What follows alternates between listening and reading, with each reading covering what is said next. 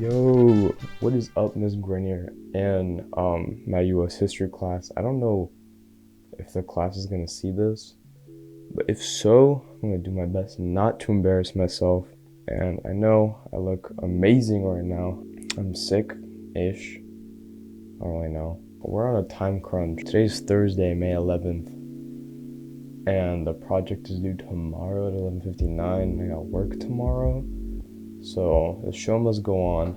I want to thank the sponsor of this film, Tylenol, and is pushing me through this project heavy. But hello to anyone who sees this. My name is Kasper, and I'm going to be doing a tier list on the most impactful pieces of early technology between the Revolutionary War and the Civil War, I think. I wrote it down in my conclusion, but not in the intro. We'll figure it out. So let's break this video down into 3 chunks. First chunk, what is technology? I'll give you guys a definition and what it actually means and what technology I'll be comparing. Chunk 2 are the pieces of technology that I'll be comparing and explaining them, what they did and how they impacted it and like their history. Third chunk is the finale, the tier list, me ranking them, and yeah.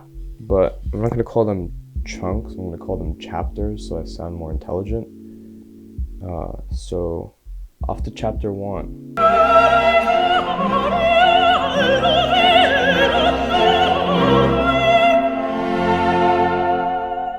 Welcome to chapter 1. First off, let's talk about what technology is. A lot of people think it's like your iPhone or something, but you're not wrong, but it's like a deeper thing. If you do a quick Google search, the meaning of technology is the application of scientific knowledge for practical purposes, especially in the industry. In simpler words, it's like when you use science to make your life easier. So now that we know what technology is, what technology will we be comparing in this video? Well, there's 5 things. We got roads, steamboats, the Erie Canal. Wait, roads? Oh yeah, there's 5, sorry. Roads, steamboats, the Erie Canal, railroads, and the telegraph. Finish chapter 1, let's go to chapter 2.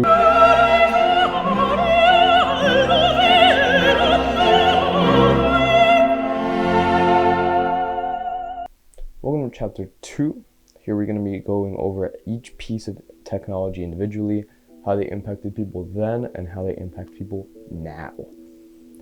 Starting off strongly with the road. I think you guys know what a road is, but if you don't, I'm going to go more in depth. Also, I'm going to go in depth on what it was then. So the photo here is probably the closest thing we'll get to like a visualization of what a road was back then. It was in 1806 that Congress gave the okay to make this road. The road spans from some place in Maryland called Cumberland, not the gas station, and it spanned all the way to the northwest. Then in 1818, it made its way to the Ohio River, then to Illinois in 1838. Nothing much really happened with the roads. Obviously it opened up things for transportation. Nothing really crazy happened with the roads. It opened more options for travel, but something else kind of made its way and did a better job in speed of travel and lowering expenses. And that something is the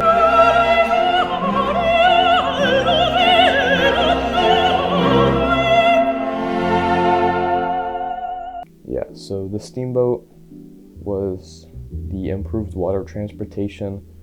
It was first an idea in France in the 1790s, and it wasn't really touched since till 1807, where a ship called the Clermont sailed its way through the Hudson River in New York, made it from New York all the way to Albany. This showed it had good reason for commercial use, especially since it was able to travel against the current, which was like a big thing.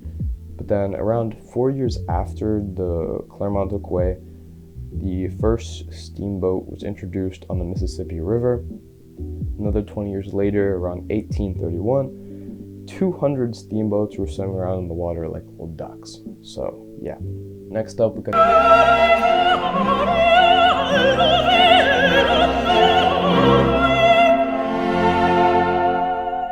the Erie Canal Canal, which is a big factor in these steamboats. Erie Canal was finished in 1825. It spanned 363 miles, going across upstate New York. This was an extremely great step forward for engineering after topping what was the largest canal, and the previous largest canal was 28 miles. So that old one was really cute looking now. I need water.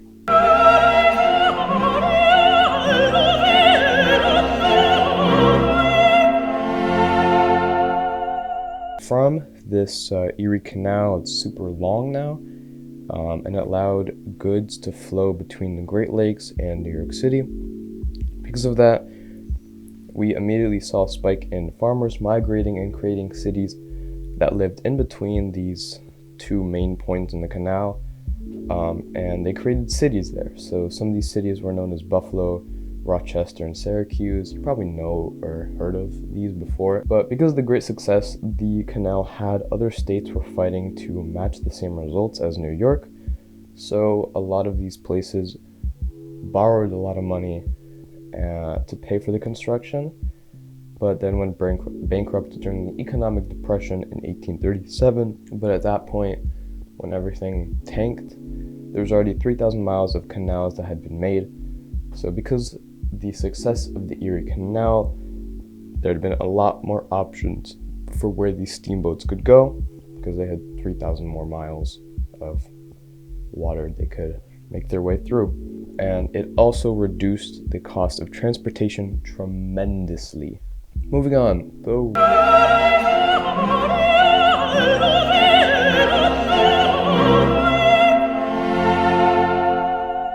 I think everyone's been on a railroad. You probably have taken a train to like New York and made your way to Grand Central. The little lights on the top.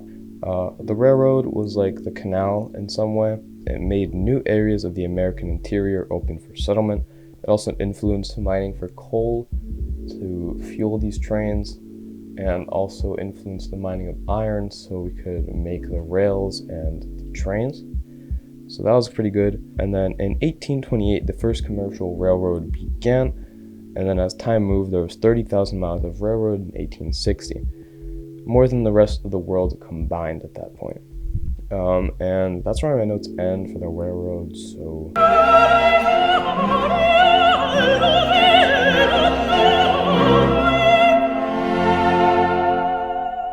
the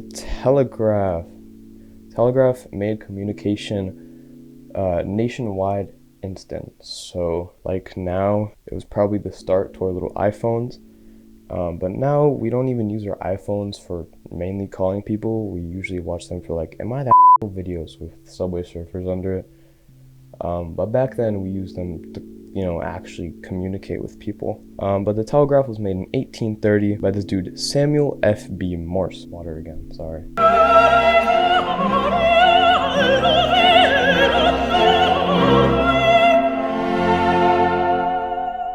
So yeah, telegraph was made by this dude Samuel F.B. Morse, and it was put into commercial use in 1844. And 16 years down the line, there's 50,000 miles of telegraph wires strung around the United States.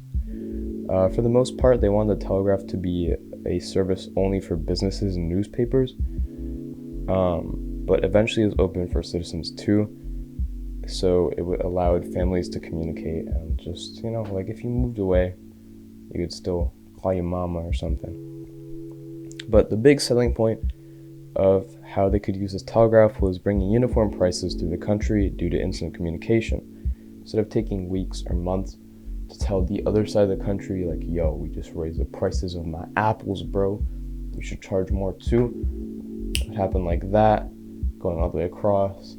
Now, if you went over there, you wouldn't get your apples for cheaper than you would in the other side of the country.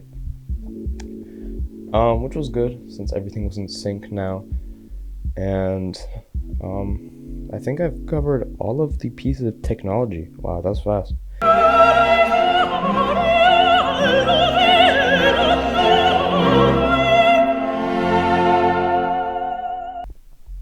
Alright, now let's finish off this project with our tier list. Let's go from the bottom up. In the D tier, I would put the road, while we do use them today, many other forms of transportation are still really prominent in our lives today. And back then, a lot of other modes of transportation and technology made a bigger impact on the road. At least from what I see, there wasn't really anything crazy happening with the road compared to, say, the railroad or the steamboats. In C tier, it was hard to pick, but the railroad, it did have lots of distance, like, 30,000 miles, which was pretty crazy. But I feel like other than that, it didn't have a huge impact on like speed of travel or expenses of travel. And the reason for that is because the steamboat kind of just blew it out the water. In B tier, we have the telegraph. The telegraph was cool. It helped a lot with aligning prices of products and having the whole instant communication thing, which I think is a little bit better than the railroad, but I feel like they're kind of close. They're very tied. But it's not like crazy great. Both of them were like cool, but not like whoa. In A tier, we have the steamboats, and that also gives you your answer for S tier with the Erie Canal, which I'll get into. I think the steamboats are in A tier because without the Erie Canal, it probably wouldn't be as popular and as used as it was then. And we still use like boats and stuff. Like the Hudson River is very well known, etc., etc.